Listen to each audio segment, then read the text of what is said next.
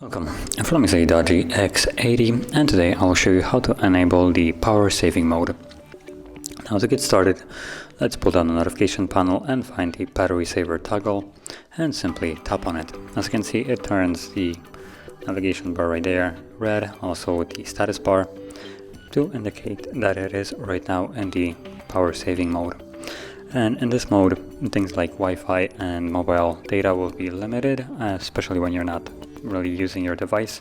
So when it's sleeping, it's going to try to disconnect from them to save the battery, resulting in things like notifications from Facebooks and all that other stuff basically being delivered to you when you're starting to interact with the device. It will then automatically reconnect to all the networks and then check if there has been any updates. And also things like CPU are sometimes limited along with the brightness. So that is how you enable it, and to disable it, simply tap on the toggle once more and it goes back to normal, as you can see. And if you found this very helpful, don't forget to hit like, subscribe, and thanks for watching.